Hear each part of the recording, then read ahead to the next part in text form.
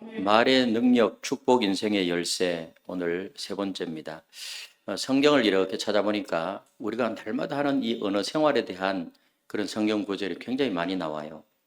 첫 번째로는 창세기 1장 말의 능력에 대해서 봤고, 또 마태복음 12장에 나오는 말의 영적 무게에 대해서 살펴봤습니다. 오늘은 세 번째로 복된 언어 생활, 한번 따라서 복된 언어 생활, 이 복된 언어 생활이라는 제목으로 야고보 3장에 나와 있는 이 말씀을 중심으로 해서 살펴보도록 하겠습니다.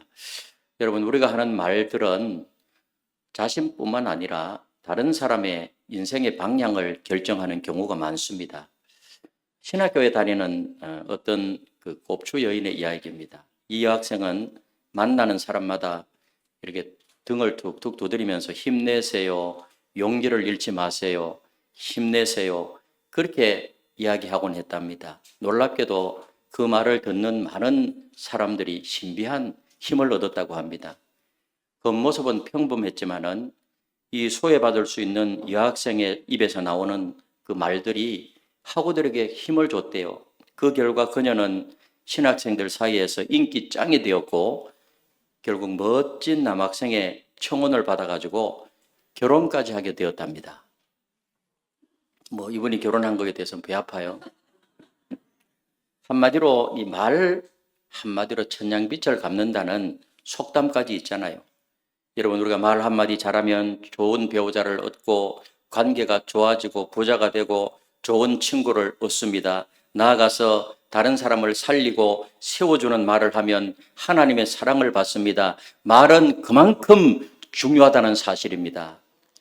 여러분, 우리가 매일 하는 말은요, 그 말들이 축복이 될 수도 있고 저주가 될 수도 있어요. 그렇다면 왜 같은 상황 속에서도 어떤 사람은 생명을 주는 말을 하고 다른 사람은 상처의 말을 하게 될까요? 어떻게 하면 우리가 하는 말이 축복의 도구가 될 수 있을까요?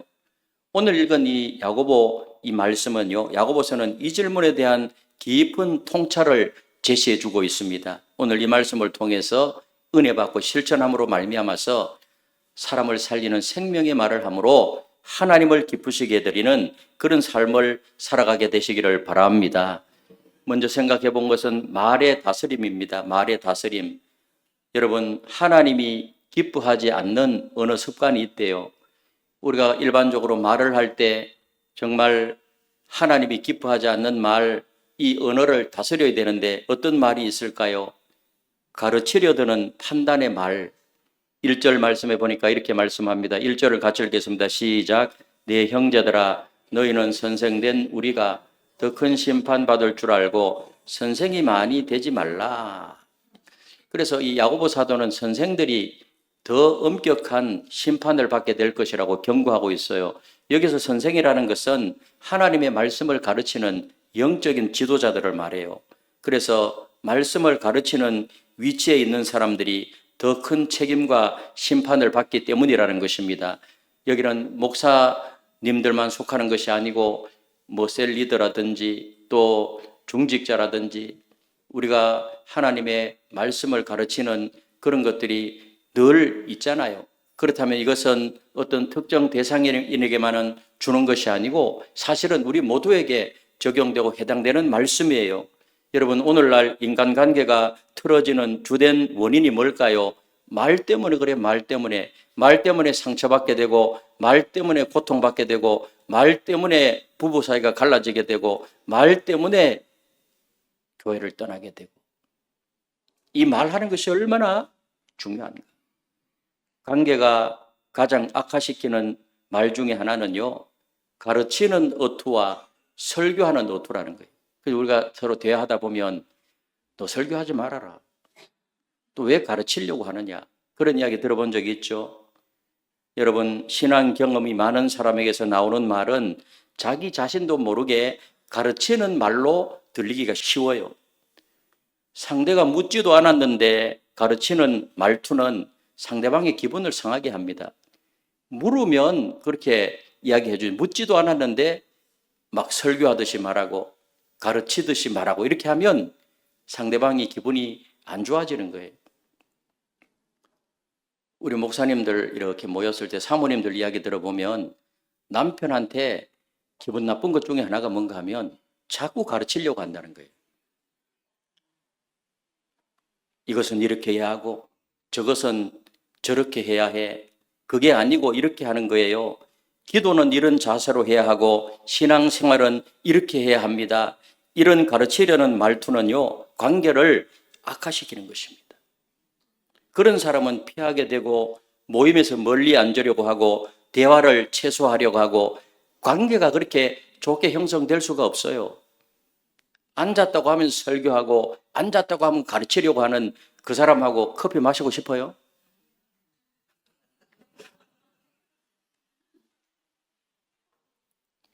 그래서 저도 이렇게 조심을 많이 해요. 적어도 대화할 때는 대화를 해야 되지. 대화할 때 설교하면은 관계 형성이 안 되잖아요. 여러분, 가르치는 말보다는 동참하는 말이 상대방의 호감을 얻습니다. 이것이 인간관계의 황금유료예요. 동참하는 말. 한 부부가 있었어요. 겉으로는 괜찮아 보였는데 아내는 점점 이 남편과 대화가 줄어들었대요. 근데 어느 날 친구 집에 초대를 받아서 식사를 하던 중에 남편이 아내에게 말했어요. 아내가 저쪽에서 냄비를 들고 오는데 여보, 냄비를 그렇게 잡으면 안 돼. 손목에 무리가 가. 이렇게 잡아야 해. 모든 사람이 어색해졌고 아내는 얼굴이 붉어졌대요. 집으로 돌아가는 길에 아내는 침묵했고 남편이 자기 아내가 왜 화났는지도 모르는 거예요. 예. 그래 묻자 아내가 울분을 터뜨렸어요. 당신은 항상 나를 어린아이 대하듯이 가르치려 하잖아. 식사 예절은 이렇게 해야 되고 운전은 이렇게 해야 되고 심지어는 내가 평생 해온 요리까지 가르치려고 하잖아. 이제 당신 앞에서 아무것도 하기 싫어. 남편은 충격을 받았다는 거예요. 그는 단지 아내를 돕고 싶었을 뿐이었습니다. 그날부터 남편은 말을 바꾸어서 이렇게 해야 돼. 그렇게 하지 않고 내가 이렇게 해보니 편하던데 여보 어떻게 생각해? 동참하는 말투로 바꾸었다는 거예요. 시간이 지나자 아내는 다시 남편과 편안하게 대화하게 되었고 관계는 더욱더 깊어지게 되었고 여러분 억압적인 말씨 가르치려는 태도로 대화하지 마시기를 바랍니다. 관계가 깨어지는 원인 중에 하나예요. 모 교회 두 집사님의 대조적인 태도입니다. 한 집사님은 늘 이렇게 말합니다. 요즘 젊은이들은 헌신도 안 하고 굳은 일도 안 하고 너무 게으르고 우리 때는 그렇지 않았어. 내 때는 그렇지 않았어. 여러분 청년들이 이런 말을 들으면 그 집사님과 가까이 하고 싶겠어요? 반면 다른 집사님이 이렇게 말했어요. 참 요즘 젊은이들은 참 힘들겠어요. 나도 젊었을 때 비슷한 어려움이 있었을 때 내가 그때 어떻게 극복했는지 관심이 있다고 하면 한번 대화를 나누어 볼래요? 여러분 청년이요 어떤 집사님에게 다가가서 말하기를 원할까요? 1번일까요? 4번일까요? 물으나 마나인 거예요. 4번이 4번. 고통받고 있는 사람에게 왜 기도하지 않습니까? 라고 말하면 그것이 아무리 선한 말일지라도 나는 기도하는데 너는 기도하지 않는다는 가르침으로 들리게 됩니다. 반면에 우리 함께 그 문제를 가지고 기도합시다. 나도 기도가 필요하다는 동참의 의미로 이야기할 때 그러면은 받아들이는 거예요. 여러분 가르치는 말보다도 이렇게 동참하는 말이 대화에서 매우 중요한 원리입니다.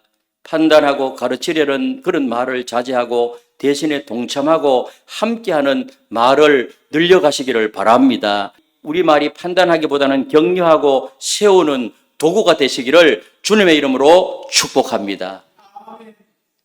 우리 한번 자신을 꼭 한번 생각해 봐야 돼요. 그리고 통제되지 않은 즉흥적인 말, 하나님이 기뻐하지 않는 말이에요. 통제되지 않고 즉흥적인 말, 오늘 2절에 보니까 우리는 모두 말의 실수가 많으므로 말만 잘 통제하면 온 몸도 통제할 수 있다고 야고보 사도는 그렇게 말해요. 오늘 2절에 나오는 이 말은요, 입에서 나오는 말을 의미해요. 3절에 나오는 말은 뭘까요? 말이 아니고 말이에요. 말은 뭐예요? 타는 말이에요. 글자는 똑같아도 읽기가 달라요. 앞에는 말이고 뒤에는 말이에요. 타는 말에 재갈을 물려 통제하듯이 우리 입에도 재갈을 물려서 자신을 통제해야 된다는 것입니다. 오늘 3절, 4절에 보니 이렇게 말씀하고 있습니다. 같이 읽겠습니다. 시작. 우리가 말들의 입에 재갈을 물리는 것은 우리에게 순종하게 하려고 그 온 몸을 제어하는 것이라. 또 배를 보라. 그렇게 크고 광풍에 밀려가는 것들을 지극히 작은 키로서 사공의 뜻대로 운행하나니. 말들은 통제가 되어요. 그 입에 재갈을 물리면은요. 배도 키를 통해서 통제할 수 있다는 것입니다. 그러나 우리가 하는 말은 통제하기가 어렵다는 거예요. 7절, 8절에 보니까 짐승과 새와 벌레와 바다의 생물은 길들일 수 있어도 혀는 길들일 수 없다. 이렇게 말하고 있어요. 그만큼 어렵다는 것입니다. 그래서 야고보는 8절에서 혀는 쉬지 아니하는 악이요 죽이는 독이 가득한 것이라 이렇게 말씀했어요. 쉬지 아니하는 악, 죽이는 독이 가득한 것, 그것이 뭐라고요? 혀에서 나오는 말이에요. 한 가정의 그 남편이요, 인격적으로는 굉장히 훌륭했는데 이분이 화가 나게 되면 말을 통제하지 못한대요. 말을. 그래서 어느 날 아내하고 사소한 일로 다툼이 벌어졌는데 그 혈기도 좀 있는 것 같고 갑자기 감정이 막 격해지더니요, 이렇게 말한 거예요. 어떻게 말했을까요? 내가 너와 결혼한 것이 내 인생의 최대의 실수였어. 이렇게 말해본 거예요. 막 소리쳤어요. 내 인생의 최대의 실수가 내가 네하고 결혼한 거야. 말이 입에서 나오자마자 후회했지만 이미 늦었어요. 한번 말한 것은요, 다시 주워 담을 수가 없어요. 그 한마디가 이 아내의 마음에 깊은 상처를 남겼고 결국은 싸우다가 두 사람이 갈라졌대요. 통제되지 않는 혀 때문에 가정을 잃어버린 거예요. 할 말이 있고요, 하지 말아야 할 말이 있어요. 통제 중요해요. 여러분, 사람이 화가 났을 때, 때로는 술에 취했을 때, 깊은 상처를 받았을 때 말을 통제하기가 어려워요.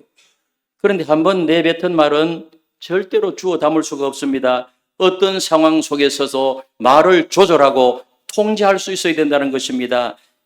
여러분, 어떤 이는요, 그것은 내 성격이야. 나는 직설적으로 말하는 사람이야. 나는 뒤끝이 없어. 그런 변명은요, 하나님 앞에서 통하지 않아요.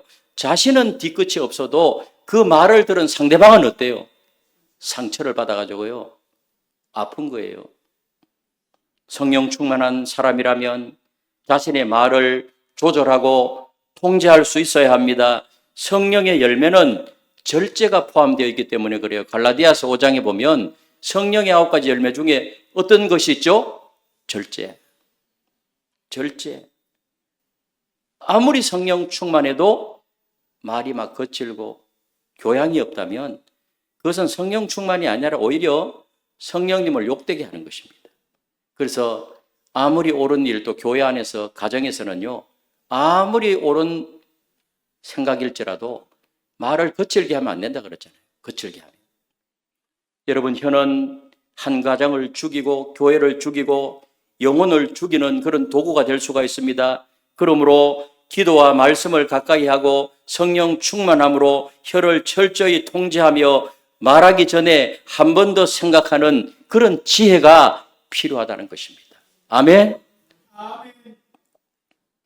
그리고 하나님이 싫어하는 말은요, 더럽고 파괴하는 불 같은 말이에요. 더럽고 파괴하는 불 같은 말. 6절에 보니까 그렇게 말해요. 6절. 우리 6절을 같이 읽겠습니다. 시작. 혀는 곧 불이요 불의의 세계라. 혀는 우리 지체 중에서 온 몸을 더럽히고 삶의 수레바퀴를 불살이나니 그 사르는 것이 지옥불에서 나느니라. 할렐루야. 혀는 온몸을 더럽히고 내 인생을 망가뜨리고 다른 사람의 인생을 망가뜨릴 수 있다는 것입니다. 여러분, 부정적인 말 한마디가 그만큼 파괴적인 힘이 있다는 것입니다. 강력한 파괴적인 힘이 있어요. 어떤 분은 이런 고백을 했습니다.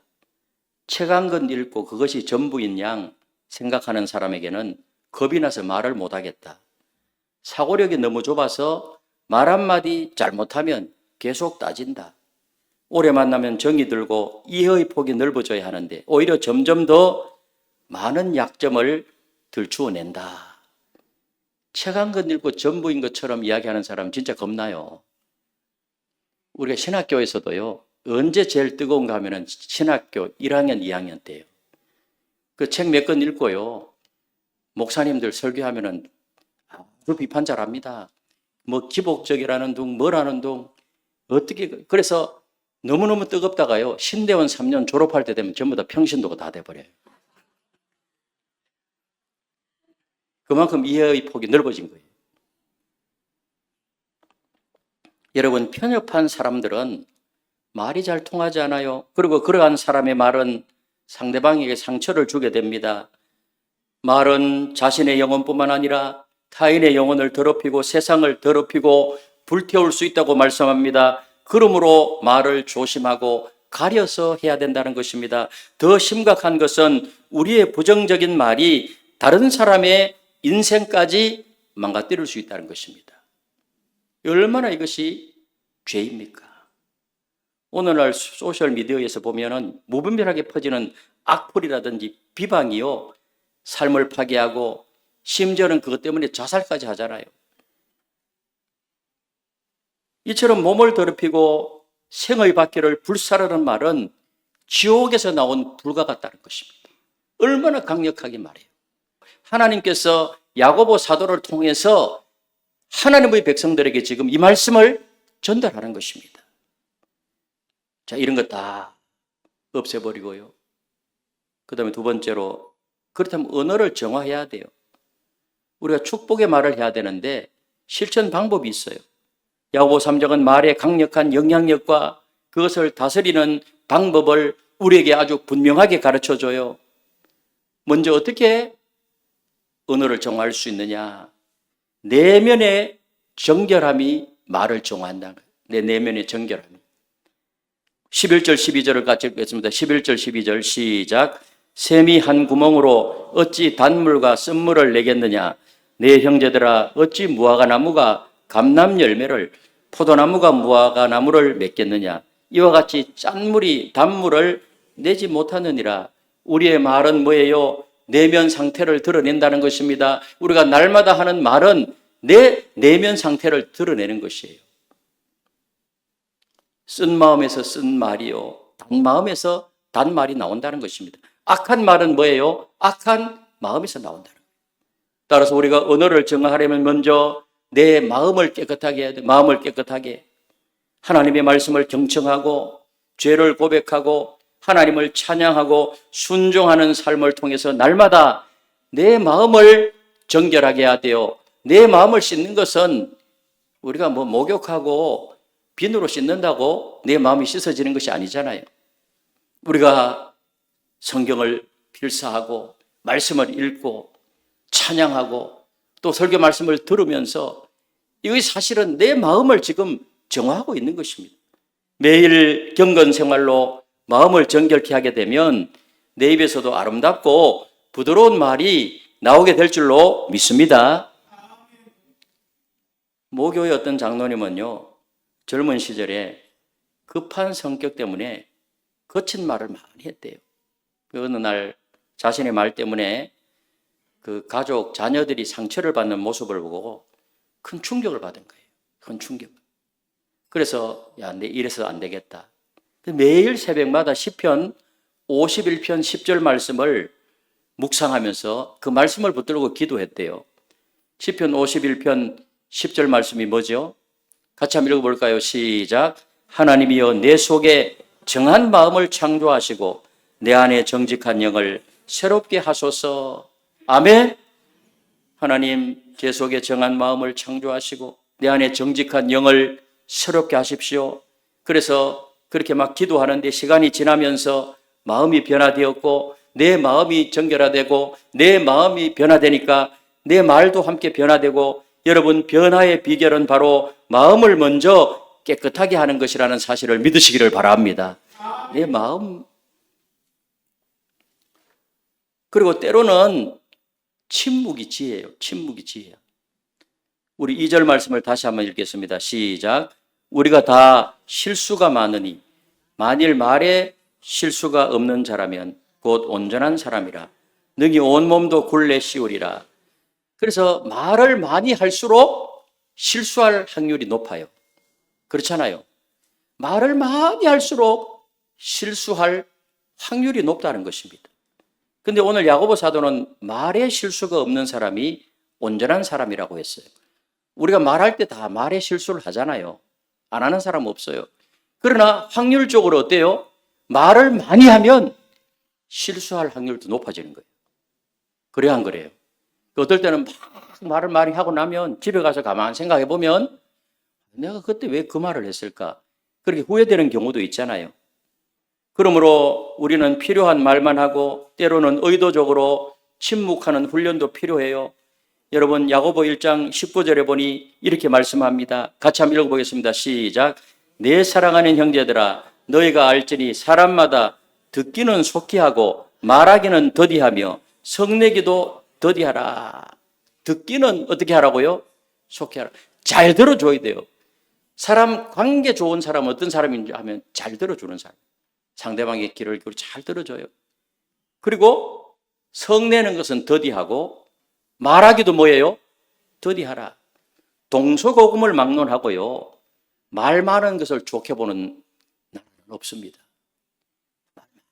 끊임없이 말해. 끊임없이.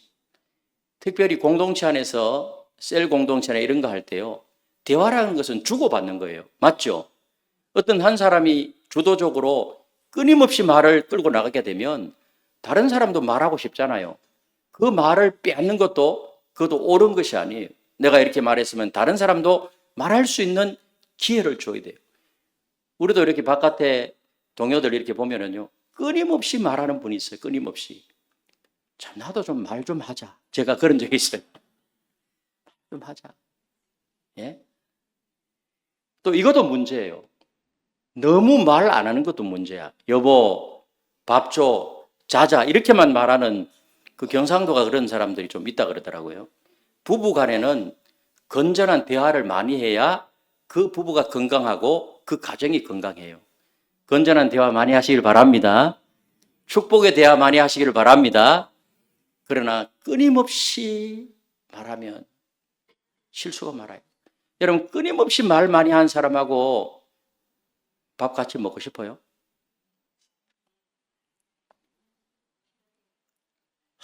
전에 얼마나 말 많은 사람 같이 밥 먹는데 제가 오직 하면은 김치를 이쪽으로 옮겼다니까.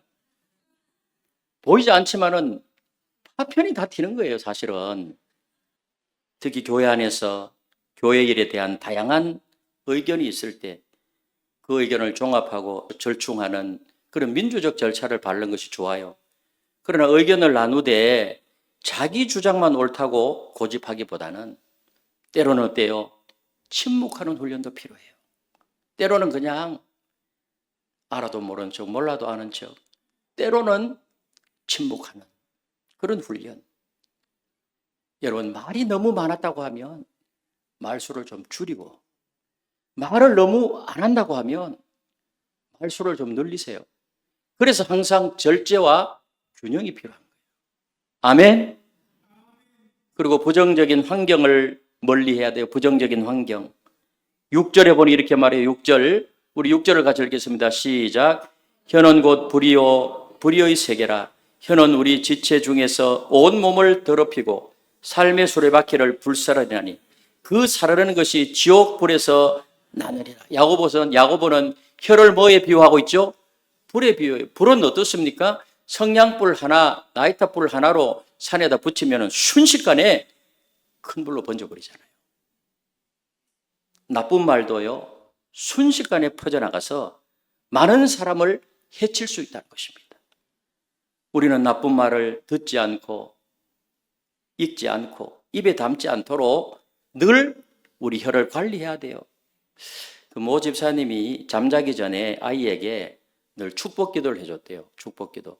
우리 젊은 부부들 아이들 저녁에 자기 전에 축복 기도하는 자체가 굉장히 좋은 교육입니다. 그렇게 하십시오.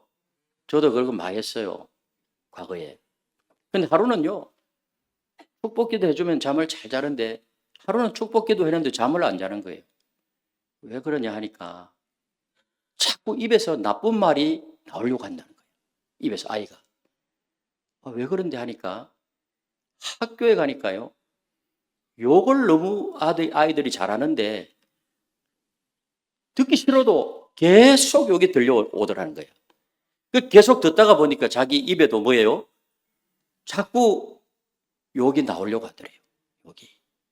우리 군대 갔다 오면은 저 욕 좀 전혀 못하던 사람도 욕하잖아요. 그 환경에 있다가 보니까요. 그러니까 언어 환경이 너무너무 중요하다라는 거예요.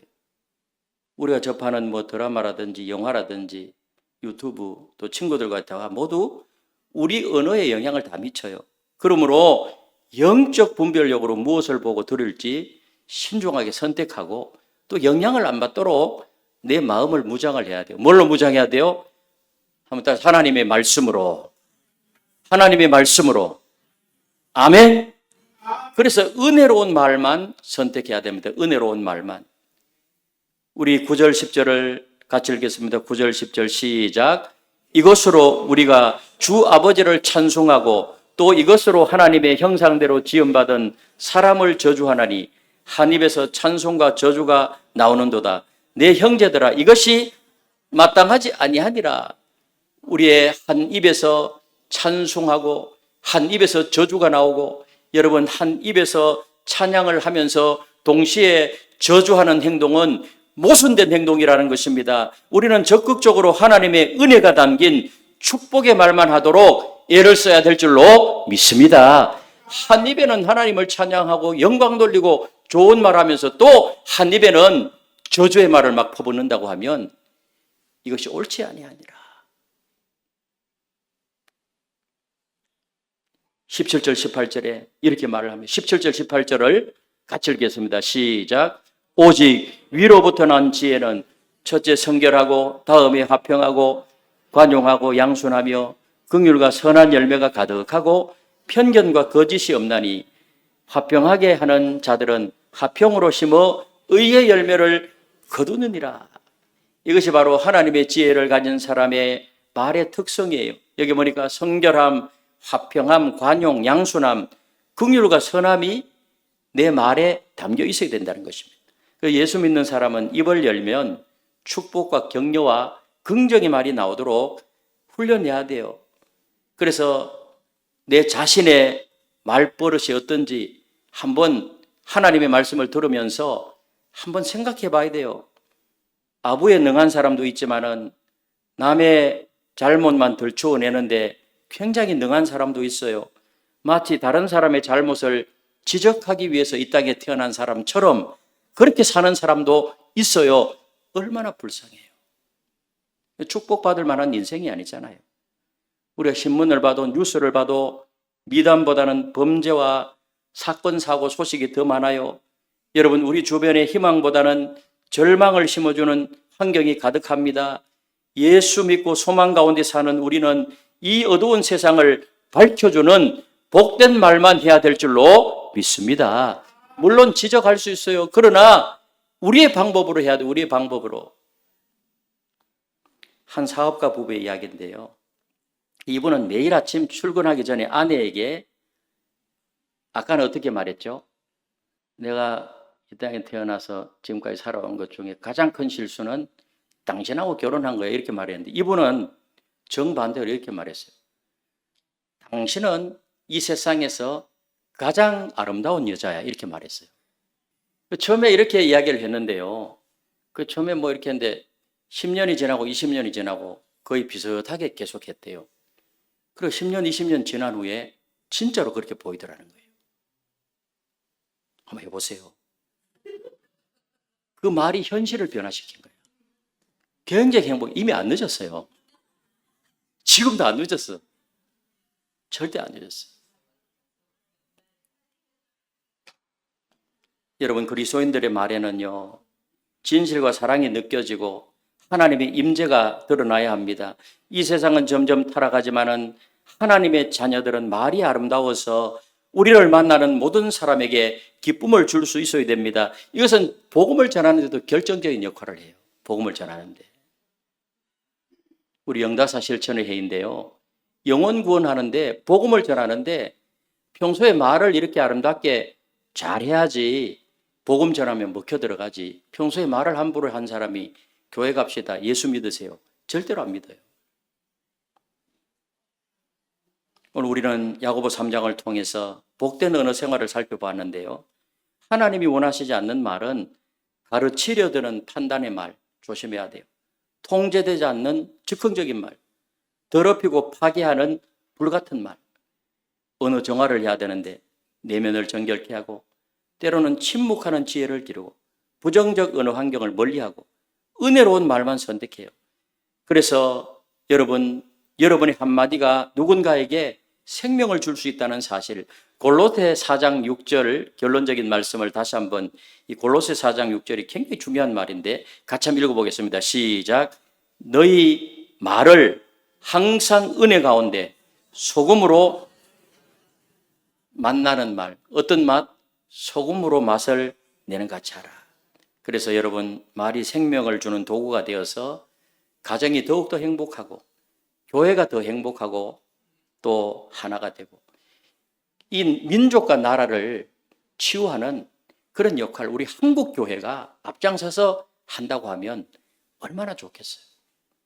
여러분, 지금 우리나라는 내전이 일어날 정도로 서로 대립관계에 있는데 그게 말하는 것을 보면은요, 서로가 불같아요. 전부 죽이는 말이야. 살리는 말이 없어요. 이 작은 땅덩어리 안에서 이렇게 해서 되겠습니까? 이 나라의 정의와 평화와 그 행복의 추구가 더 많이 되는 그런 이 나라 이 민족 되기 위해서 기도해야 될 줄로 믿습니다. 이렇게 우리 언어 생활 잘해서 보다 복된 삶이 날마다 이루어지게 되시기를 예수님의 이름으로 축원합니다.